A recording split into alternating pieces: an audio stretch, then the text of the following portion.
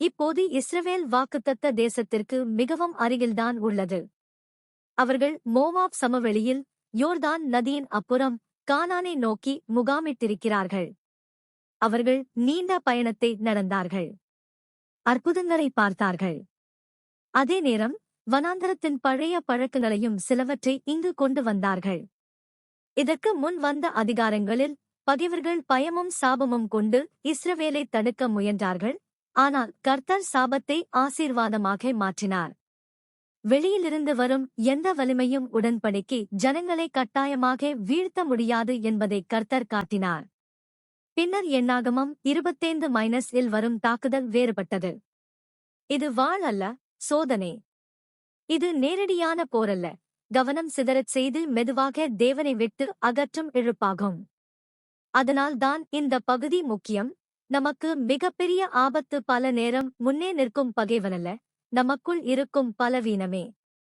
எண்ணாகமம் 25-27 ஒரு திருப்புமுனை. பாவத்தின் விலையையும் மனந்திரும்புதலின் இரக்கத்தையும் காண்கிறோம். புதிய கணக்கெடுப்பின் மூலம் புதிய தலைமுறை சுதந்திரத்திற்கு தயாராக்கப்படுகிறது. செலோபகாத் மகள்கள் குடும்ப சுதந்திரத்தை கேட்கிறார்கள். கர்த்தர் அது நீதியானது என உறுதி செய்கிறார். மேலும் மோசே தன் பிறகு மக்களை வழிநடத்தும் தலைமையை தயாரிக்கத் தொடங்குகிறார். இந்த அதிகாரங்கள் சொல்லும் எளிய செய்தி இதுதான்: கர்த்தர் இன்னும் நம்மை முன்னே நடத்த முடியும், ஆனால் நாம் உடன்படிக்கைகளுக்கு விசுவாசமாக இருக்க வேண்டும்.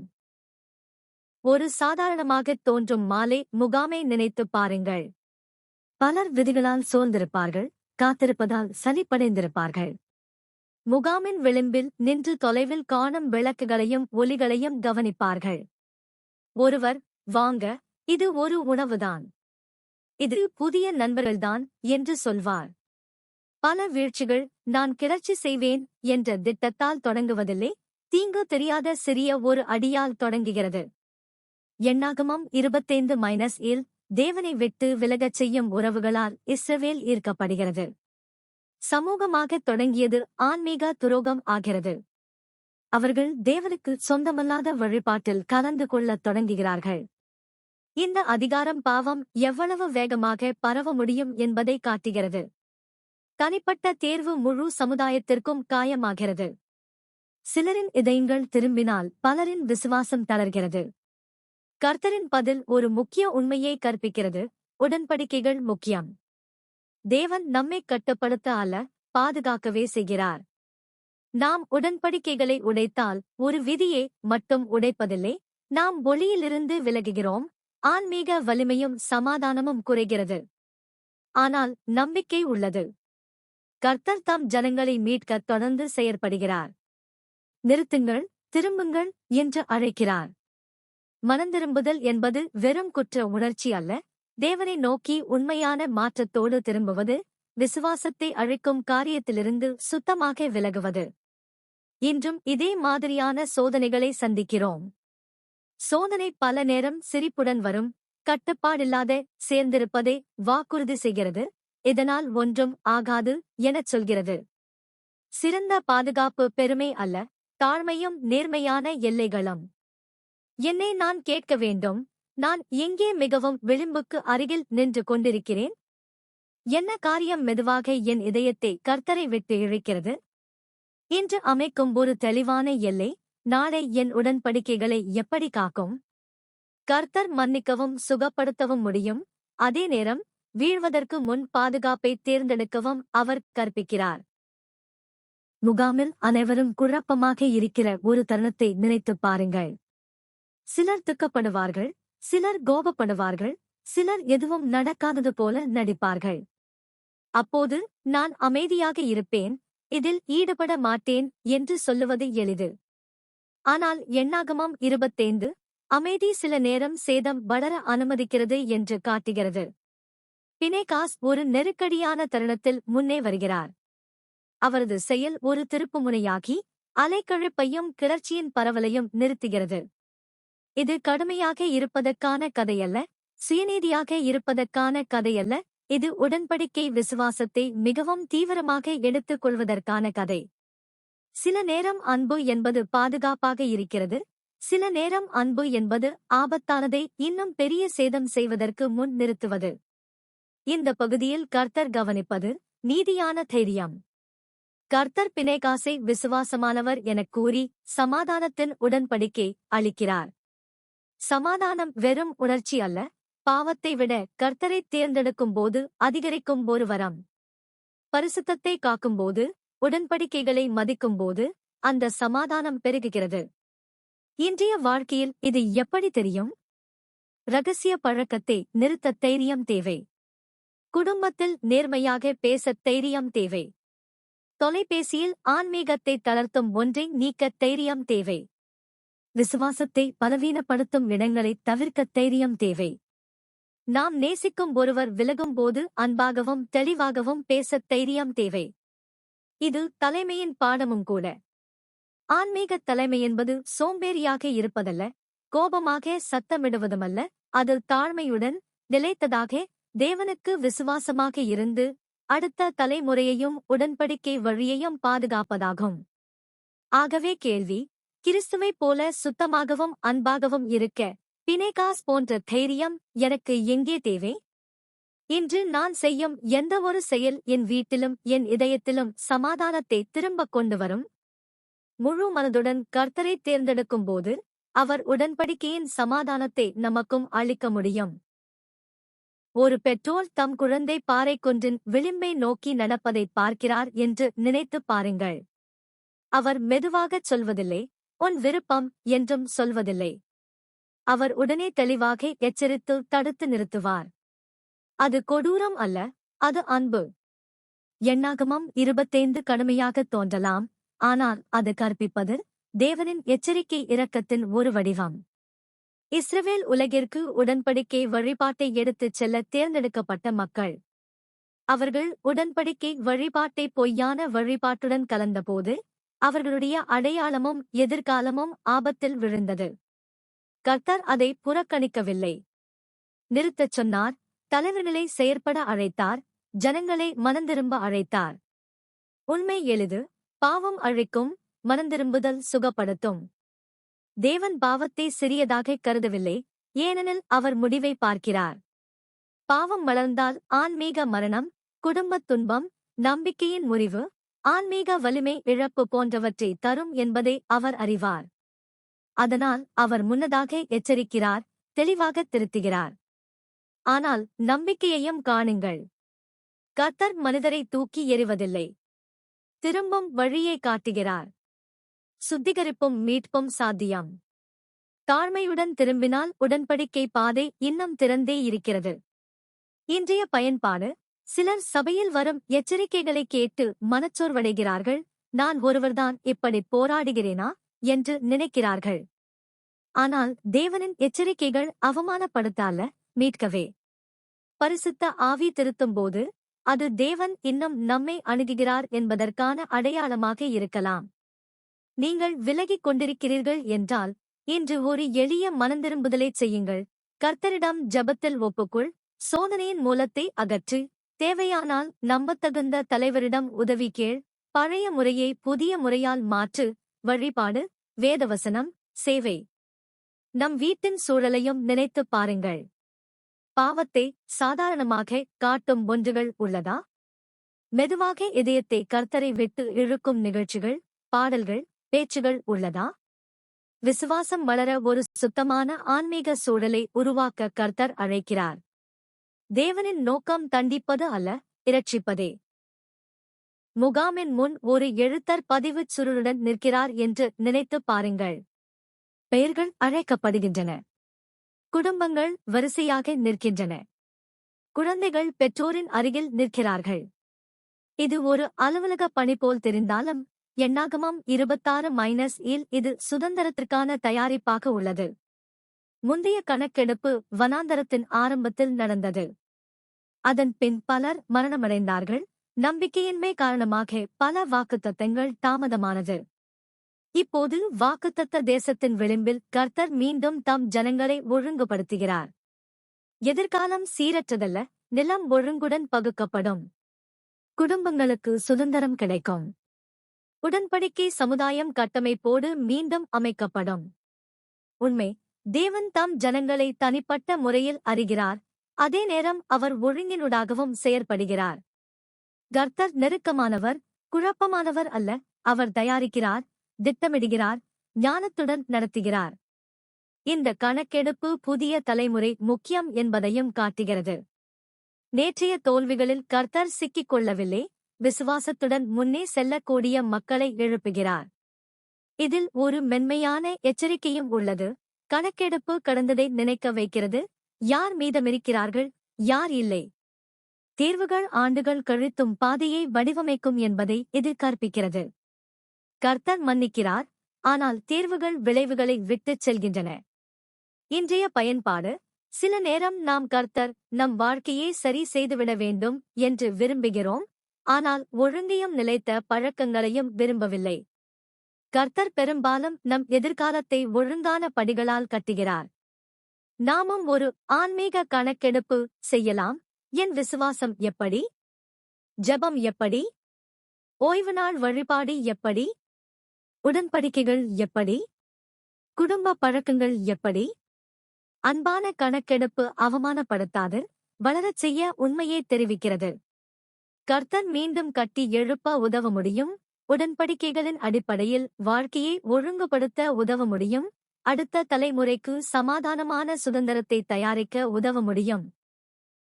ஒரு இளைஞன் வரிசையில் நின்று குடும்ப பெயர்கள் அழைக்கப்படுவதை கேட்கிறான் என்று நினைத்துப் பாருங்கள். அவன் தாத்தாவின் பெயரை கேட்கிறான், அந்த பெயருடன் தொடர்புடைய விசுவாசக் கதைகளையும் கேட்கிறான். அந்த தருணத்தில் அவன் கூட்டத்தில் ஒரு எண் அல்ல, அவன் சேர்ந்தவன், தொடர்புடையவன் என்று உணர்கிறான். எண்ணாகமம் 26 பல பெயர்களையும் குடும்பங்களையும் பட்டியலிடுகிறது. வாசிப்பவருக்கு நீளமாகத் தோன்றலாம், ஆனால் கர்த்தருக்கு பெயர்கள் முக்கியம். இவர்கள் உண்மையான மனிதர்கள், உடன்படிக்கை குடும்பங்கள். இந்த பதிவு கர்த்தர் தலைமுறைகளை தாண்டி செயற்படுகிறார் என்பதை நினைவூட்டுகிறது. அவர் காலத்தை கடந்து வாக்குத்தத்தங்களை நிறைவேற்றுகிறார். விசுவாசமானவர்களை நினைக்கிறார், கடந்தத்தின் பாடங்களையும் நினைக்கிறார். இது அடையாளத்தின் பாடம். நாம் யார் என்பதை அறிந்தால் நாம் வேறுபட வாழ்கிறோம். இஸ்ரவேல், நாம் கர்த்தரின் உடன்படிக்கை ஜனங்கள் என்பதை நினைக்க வேண்டும். நாம் வெறும் பயணிகள் அல்ல, வெறும் உயிர் வாழ்ந்தவர்கள் அல்ல, வாக்குத்தத்தமுள்ள எதிர்காலத்தை கட்டுபவர்கள். இன்றும் இதே உண்மை. கர்த்தர் உன்னை ஒரு கணக்காக குறைக்க மாட்டார். உன் பெயரை அறிகிறார். உன் போராட்டங்களையும் உன் நல்லதற்கான ஆசையையும் அறிகிறார். நீ அமைதியாக சுமக்கும் பாரங்களையும் பார்க்கிறார். உன் ஜெபங்கள் வானத்தில் தொலைந்து போகவில்லை. உன் மனந்திரும்புதல் கவனிக்கப்படுகிறது. உன் சேவை பதிவு செய்யப்படுகிறது. உன் உடன்படிக்கைகள் நினைக்கப்படுகின்றன. தேவரின் பணியில் உனக்கொரு இடம் உண்டு. பலர் இன்று என்னை யாரும் கவனிக்கவில்லை என்று நினைக்கிறார்கள். ஆனால் கர்த்தர் உன் பெயரை அழைக்கிறார். ஆகவே உடன்படிக்கை அடையாளத்தை வலுப்படுத்த ஒரு செயலைச் செய். குடும்ப விசுவாச கதைகளை அறி. கர்த்தரின் ஆசீர்வாதங்களை எழுதிக்கொள். குழந்தைகளுக்கும் நண்பர்களுக்கும் கர்த்தர் உனக்கு செய்ததை பகிர். நீ மறக்கப்பட்டதாக உணர்ந்தால் அதை ஜெபத்தில் கர்த்தரிடம் கொண்டு போ. அவர் உன்னை யார் என்று நினைவூட்டட்டும். எண்ணாகமம் 26 கர்த்தர் தம் ஜனங்களை நினைக்கிறார் என்பதற்கான சாட்சியாக உள்ளது. நீங்கள் நிலத்தை பெறப் போகிறீர்கள் என்று சொல்லப்பட்டால் சிலர் மகிழ்வார்கள், சிலர் பதற்றமடைவார்கள். இது எப்படி பகுக்கப்படும்? யார் எதை பெறுவார்கள்? நியாயமா? எண்ணாகமம் 26 தேவனின் முறையை காட்டுகிறது. ஆசீர்வாதங்கள் ஒழுங்குடன் தயாரிக்கப்படுகின்றன. கணக்கெடுப்பும் நிலப்பகிர்வும் இணைந்தவை. கர்த்தர் திடீரென்று செய்யவில்லை. சுதந்திரம் உடன்படிக்கை அமைப்போடு தொடர்புடையது என்பதை அவர் கற்பிக்கிறார். குடும்பங்களுக்கு இடம் உண்டு, கோத்திரங்களுக்கு பொறுப்பு உண்டு. தேவனின் ஆசீர்வாதங்கள் உணர்ச்சி அனுபவம் மட்டும் அல்ல, அவை பல நேரம் காவலாளித்தனம், ஸ்டியூவர்ட்ஷிப் கொண்டவை. உண்மை, கர்த்தர் சுதந்திரத்தை அளிக்கும்போது விசுவாசமாக பராமரிக்க எதிர்பார்க்கிறார். வாக்குத்தத்த தேசம் பரிபூரணத்துக்கான பரிசு அல்ல, உடன்படிக்கையின் வரம். ஆனால் அதை தக்கவைக்க கீழ்ப்படுதல் தேவை. அதுபோலவே கர்த்தர் நமக்கும் ஆசீர்வாதங்களை அளிக்கிறார், அதனை தாங்கக்கூடிய வாழ்க்கை முறைக்கு அழைக்கிறார். இன்றைய பயன்பாடு: சில நேரம் நாம் பெரிய ஆசீர்வாதங்களை கேட்கிறோம், ஆனால் சிறிய ஆன்மீக பழக்கங்களோடு வாழ்கிறோம். கர்த்தர் கருணை உள்ளவர், அதே நேரம் ஞானமுள்ளவர். அவர் பெரும்பாலும் அதிகம் கொடுப்பதற்கு முன் நம்மை தயாரிக்கிறார். ஜெபத்தில் நிலைத்திருப்பதை அவர் கற்பித்த பின் புதிய பொறுப்புகளை அளிக்கலாம். சிறிய விஷயங்களில் நேர்மையை கற்ற பிறகு பெரிய பொறுப்புகளை நம்ப கொடுக்கலாம். ஆகவே உன் சுதந்திர தயாரிப்பு என்ன? நீ ஜெபிக்கும் ஆசீர்வாதம் என்ன? உறுதியாகும் திருமணம், வீட்டின் சமாதானம், குழந்தைக்கான வழிகாட்டுதல், ஆன்மீக வலிமை. அப்படியானால் கேள், அந்த ஆசீர்வாதத்தை பெற தயாரான சீடன் எப்படி இருப்பார்? அவர் உன்னை வேதவசனத்தில் நிலைத்திருக்க, விரைவாக மனந்திரும்ப, மன்னிக்க, சேவை செய்ய, ஊடகம் மற்றும் பேச்சுகளில் கவனமாக இருக்க அழைக்கலாம். எண்ணாகமம் 26 சொல்வது, தேவனின் நேரம் தாமதம் அல்ல, பல நேரம் தயாரிப்பே. 5 சகோதரிகள் ஒரு தலைவரின் கூடாரத்தை நோக்கி ஒன்றாக நடக்கிறார்கள் என்று நினைத்துப் பாருங்கள். அவர்கள் சத்தமிடுவதில்லை, கிளர்ச்சியாகவும் இல்லை. அவர்கள் மரியாதையுடன், உறுதியுடன், தைரியமாக நடக்கிறார்கள். அவர்களுடைய கவலை ஆழமானது. தங்கள் தந்தை இறந்துவிட்டார், குடும்ப பெயரும் சுதந்திரமும் மறைந்து போகக்கூடாது என்று விரும்புகிறார்கள். அவர்கள் உடன்படிக்கை எதிர்காலத்தில் தங்கள் குடும்பம் இடம் பெற வேண்டும் என்று ஆசைப்படுகிறார்கள். எண்ணாகமம் 27-இல் செலோபகாத் மகள்கள் மோசேக்கும் தலைவர்களுக்கும் தங்கள் வழக்கை கொண்டு வருகிறார்கள். அவர்கள் சுதந்திரம் கேட்கிறார்கள். இது விசுவாசம் எப்படி பேசுகிறது என்பதைக் காட்டுகிறது. பெருமையோடு கோருவதல்ல, தெளிவாக விளக்குவது, உடன்படிக்கை கொள்கைகளுக்கு முறையிடுவது, நீதியை நாடுவது. மோசே இந்த விஷயத்தை கர்த்தரிடம் கொண்டு செல்கிறார். இது முக்கியம். நல்ல தலைவர்கள் பழக்கத்தையே நம்புவதில்லை, வெளிப்பாட்டைத் தேடுகிறார்கள். கர்த்தர் நீதியுடன் பதிலளித்து, அவர்களின் வேண்டுகோள் சரி என்று உறுதி செய்து, இஸ்ரவேலின் சுதந்திரச் சட்டங்களை வழிநடத்தும் கட்டளைகளை அளிக்கிறார். உண்மை, தேவன் ஒழுங்குடையவரும் நீதியுடையவரும். அவர் கேட்பவரும். விசுவாசமான மகள்களின் நல்ல ஆசைகளை அவர் பார்க்கிறார், குடும்ப பெயரையும் சேர்ந்திருப்பதையும் மதிக்கிறார். இன்றைய பயன்பாடு, பலர் என் குரல் முக்கியமில்லை என்று நினைக்கிறார்கள். அல்லது தேவன் சத்தமாக பேசுபவர்களிடமே செயற்படுகிறார் என்று நினைக்கிறார்கள். இந்த கதை எதிர்மாறாக கற்பிக்கிறது. தேவன் விசுவாசமானவர்களிடம் செயற்படுகிறார். மரியாதையுடனான தைரியத்தை அவர் மதிக்கிறார். உங்கள் நீதியான கேள்வி மற்றவர்களுக்கும் ஆசீர்வாதமாக மாறலாம். நீங்கள் அநீதியையோ குழப்பத்தையோ எதிர்கொண்டால் சரியான முறையில் கர்த்தரிடம் கொண்டு போகலாம். மரியாதையுடன் உண்மை சொல்லுங்கள், ஆலோசனை தேடுங்கள், வழிநடத்தலை கேளுங்கள். கர்த்தர் கேட்கிறார் என்று நம்புங்கள். மேலும் உடன்படிக்கை மதிப்பில் மகளும் மகனும் சமமானவர்கள். ஒவ்வொரு ஆத்துமாவும் மதிப்புடையது. ஒவ்வொரு விசுவாசமான சீடனும் சேர்ந்தவன். மோசே ஒரு கணம் முகாமை நோக்கி தனியாக நிற்கிறார் என்று நினைத்துப் பாருங்கள். ஆண்டுகள் முழுவதும் அவர் இந்த ஜனங்களைத் தாங்கினார், ஜெபித்தார், திருத்தினார், நேசித்தார். தன் காலம் குறைவாக இருப்பதை அவர் அறிவார். ஆகவே அவர் பதற்றப்படுவதில்லை, அதிகாரத்தை பிடித்துக் கொள்ளவும் இல்லை. அவர் கர்த்தரிடம் திரும்பி, இஸ்ரவேலை வழிநடத்த வெளியேவும் உள்ளேயும் நடத்தக்கூடிய ஒருவரை வேண்டுகிறார், ஒரு மேய்ப்பன் போல. இது பரிசுத்தமான தலைமைத் தருணம். உண்மையான தலைவர்கள் எதிர்காலத்திற்கு தயாரிப்பார்கள். தங்களையே மையமாக வைத்து கொடுமை கட்டுவதில்லை.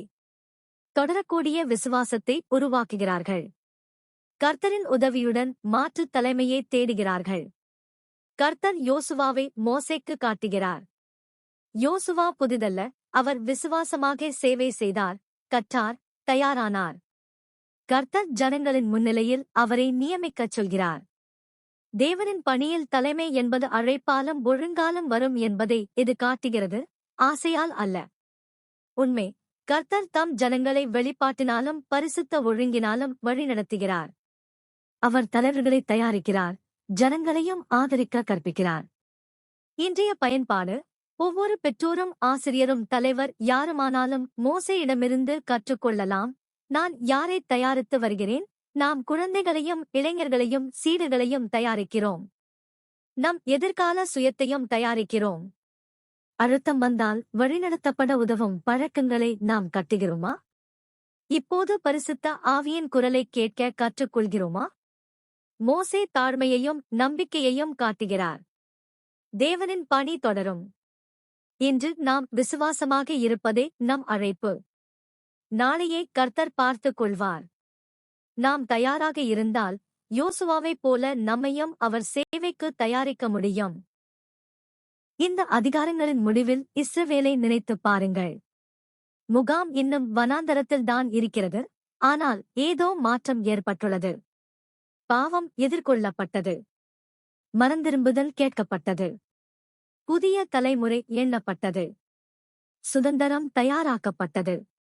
விசுவாசமான பெண்களின் குரல் கேட்கப்பட்டு மதிக்கப்பட்டது. அடுத்த தலைமை நியமிக்கப்பட்டது. கர்த்தர் காட்டுவது வாக்குத்தத்த தேசம் வெறும் இடம் அல்ல, அது உடன்படிக்கை வாழ்க்கை. எண்ணாகமம் 25:27 முழுவதும் தெளிவான உண்மைகள் உள்ளன. முதலில், உடன்படிக்கை விசுவாசம் வசதியை விட முக்கியம். கர்த்தர் பாவத்தை ஆசீர்வதிப்பதிலே மனந்திரும்புதலை ஆசீர்வதிக்கிறார். இரண்டாவது, கர்த்தர் சுதந்திரத்தை அளிப்பதற்கு முன் மக்களை தயாரிக்கிறார். அவர் ஒழுங்குபடுத்துகிறார், கற்பிக்கிறார், எண்ணுகிறார், நினைக்கிறார். மூன்றாவது, கர்த்தர் விசுவாசமான கேள்விகளை கேட்கிறார், நீதியை மதிக்கிறார். நான்காவது, கர்த்தர் தலைமையை வழங்குகிறார், அவரது பணி தொடர்ந்து முன்னே செல்கிறது. இதை உங்கள் வாரத்தில் கொண்டு வாருங்கள்.